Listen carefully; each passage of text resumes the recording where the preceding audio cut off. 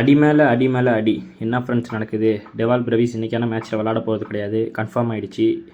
இந்த மேட்ச்சை மட்டும் பாதிக்காமல் இன்னும் 2-3 மேட்ச்சுக்கு தொடரணும்னு சொல்லியிருக்காங்க.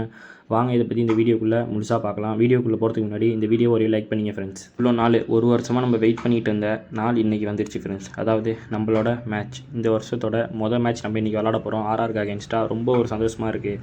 என்ன ஒரு சந்தோஷமாக இருந்தாலும் இன்னொன்று சைடு மனசு ரொம்ப கஷ்டமாக இருக்குது ஃப்ரெண்ட்ஸ்.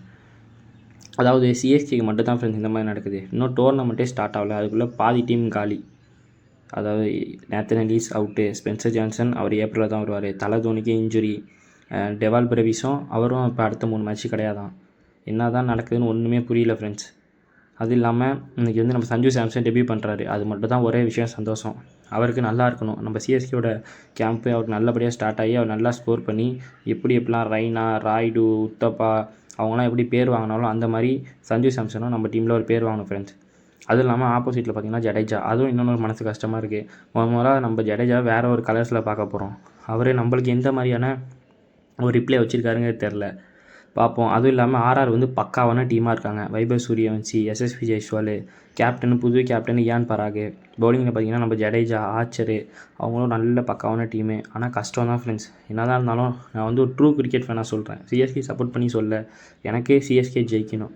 ஆனால் நடக்கிறதுலாம் வச்சு பார்க்கும்போது ரொம்ப கஷ்டமாக இருக்குது ஃப்ரெண்ட்ஸ். பார்ப்போம். இப்போ இன்ஜுரி அப்டேட்லாம் பார்க்கலாம். நேத்தன் எலிஸ் அவர் அவுட்டு, அதுக்கு பதிலாக ஸ்பென்சர் ஜான்சன் எடுத்தாங்க, அவர் ஏப்ரலில் தான் வருவாராம். தலை பார்த்திங்கன்னா அவரே சொல்லிட்டாரு மொதல் 6 மேட்ச்சு கிடையாது அப்படின்னு. இப்போ அடுத்து என்னான்னு பார்த்தீங்கன்னா, சரி தலை இடத்துல வேறு யாராவது ஃபில் பண்ணிட்டு வரலாம் அப்படின்னு பார்த்தீங்கன்னா, முக்கியமான அடி டெவால் பிரவிஸ் ஃப்ரெண்ட்ஸ்.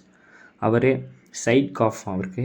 ஸோ அதனால் அவர் அடுத்த 3-4 மேட்ச்சு சொல்கிறாங்க. அநேகமாக ஆர்சிபி மேட்ச் கூட டவுட்டு தான். ஏப்ரல் 5 நடக்க ஒரு ஆர்சிபி மேட்ச் கூட அவர் வர்றது கஷ்டம் தான். பார்ப்போம் என்ன நடக்குதுன்னு. ஓகே ஃப்ரெண்ட்ஸ், நம்ம என்ன தான் இருந்தாலும் மனசை தளர விடக்கூடாது. நம்ம டெவால் பிரவிஸ் இடத்துல சர்ஃப்ராஸ் கானை இறக்கி இந்த மேட்ச்சை வின் பண்ணி தான் நம்ம இந்த சீசனை ஸ்டார்ட் பண்ணுறோம். எல்லோரும் கடவுளை ப்ரேயர் பண்ணுவோம், நம்ம இந்த மேட்ச்சை ஜெயிப்போம். நீங்கள் என்ன ஃப்ரெண்ட்ஸ் நினைக்கிறீங்க? இன்றைக்கி என்ன நடக்க போகுது? டெவால் பிரவிஸ் இல்லாமல் நம்ம கஷ்டப்படுவோமா, இல்லை கன்ஃபார்மாக வின் பண்ணுவோமா? அதை நீங்கள் என்ன நினைக்கிங்க, அதை கமெண்ட்டில் சொல்லுங்கள். நம்ம சேனலுக்கு புதுசாக இருந்தால் சேனலை சப்ஸ்கிரைப் பண்ணிங்க, இந்த வீடியோவை லைக் பண்ணிங்க ஃப்ரெண்ட்ஸ். பாய், நம்ம நைட்டு ரிவ்யூவில் பார்க்கலாம்.